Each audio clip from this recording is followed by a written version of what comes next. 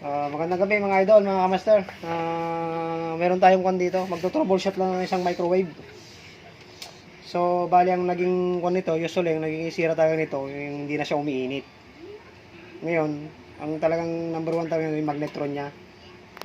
So, test natin yung magnetron niya. So, ito, tinanggal ko na. Ito yung magnetron niya. Gamit lang po tayo ng analog tester. Set natin ng X1K. Yan. Kapag test po natin to, pumalo siya, ibig sabihin grounded na siya, may leak na siya. Yung iba tawag nila shortage. Ayan o. Yun yung tester, ayan o. Iba papalo siya. Dapat di siya papalo. Nakaselect po yung tester multimeter natin ng X1K. Yan o, di ba pumalo siya. May leak na siya, grounded. So, bali, pinalitan natin siya ng bago. Ito, meron tayong bago ito. Papakita ko sa inyo mga idol. Yung bagong magnetron plug. Ito po. Yan. Bago ito mga idol. Test natin. Dito sa body niya, yung isang nipple ng tester. Tsaka dito lang po sa may plug niya. Yan o, timo, hindi siya pumapalo. Yan o, di ba? Hindi siya pumapalo. Yan o, dito lang sa nipple ng yung isang nipple ng tester sa may katawan niya. Yan. Tapos dito sa baba niya, yan o. Yan, di ba wala siyang palo. Yan po yung bagong magnetron plug. Tawag po dito magnetron plug. Bugod pa po yung buong magnetron niya. Tapos pagka hindi rin siya umiinit, test nyo rin dito sa niya. Pwede rin dito sa may capacitor. Yan. Sa capacitor. Sa pag-test po niyan, mga idol, ganito lang po. Salitan lang. Dapat yan ang papalo lang yung tester niya. Hanggang dito lang siya. Oh. Dito lang siya. Kasi ang value po ng niyan is 0.85 lang yata or 0.95. Basta ganun lang siya mga idol. Maliit lang siya. Pero tinawag siyang high voltage kasi nasa siya eh. Almost 1000 volts yata siya. Basta ganun. Yan lang siya mga idol. Test natin bro. Yan o. Di ba pumalo siya ng konti lang. Konti lang siya. Salitan lang din pag test dyan. Tapos sa diode niya ganun din. Dapat di siya papalo. Yan o. Ito yung diode niya o. Dapat di siya papalo. Good po yung Tapos sa fuse niya okay naman. Yan o. Hindi siya short. Yung fuse niya yan. O yun o, okay o. O, diba? Hindi siya pundi. Ganon din po dito yung fuse sa taas. Ito po. Yan o, good siya o. So, ganon lang mga idol sa pag-test ng mga kanyan, yung mga kumusira ng magnetron, ganon lang siya. So, ito nga, pinalitin natin ng bago. So, testing natin kung gagana siya. Lagay tayo ng tasa. Yan. Tasa yan, lagyan sa loob. Tapos, plug in natin mga idol. Plug in natin yan. Select lang natin ng yan. 1 minutes lang yan. Tayo lang natin mga idol.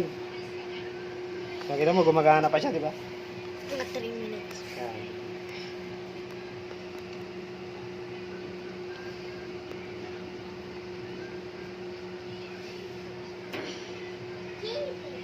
Palitan na natin niya siya ng bagong magnetron. So, pakita ko sa inyo mga idol, hinihinang ko siya sa loob. Bali, hinihinang natin siya dito.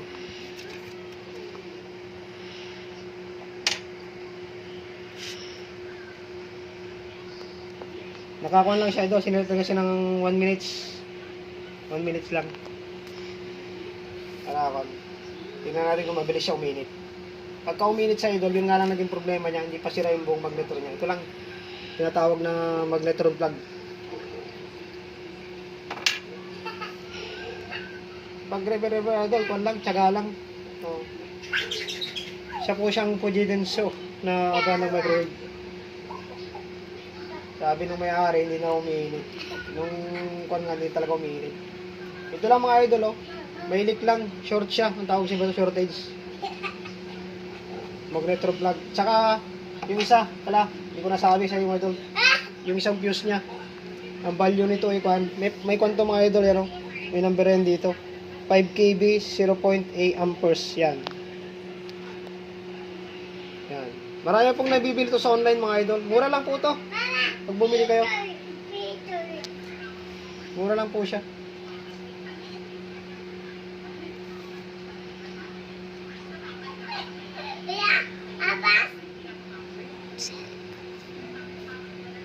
Yan, kita nyo mga idol, okay na.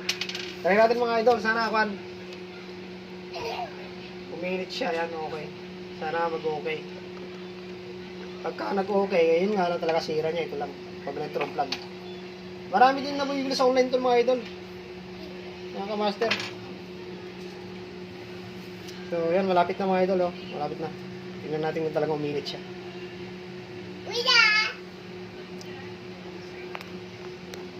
Ayan, malapit na, malapit na.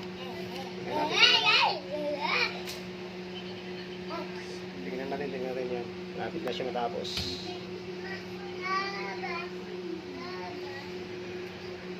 Okay, malapit na, malapit na.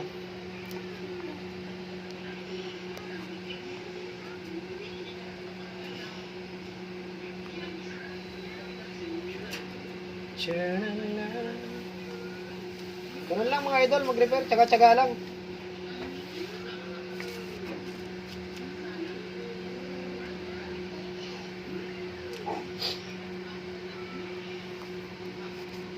Matutuwa si customer ito kasi matagal na daw sira ito, hindi na nagagamit. Sabi ko naman, pag sira na talaga yung magnetron niya, yung buo, eh, bili na lang ng bago. Pero na-remedyo naman natin mga idol. Ito lang.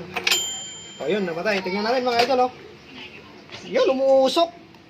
Kita nyo, oh. Umuusok siya, oh. Mainit siya, oh. Yan, oh. Init, oh. Init. Kumana talaga. So, yun lang talaga sira niya mga idol. Ang init, oh. Kita nyo. Mainit siya. Sobrang init. Yan, okay na. Okay na. So, linisin na lang natin ito maya-maya. So, yun nga lang naging problema niya. So, yun lang mga idol. Mga basic lang. Yung mga thank you sa tiwala at sa suporta. Magandang gabi po sa inyo lahat.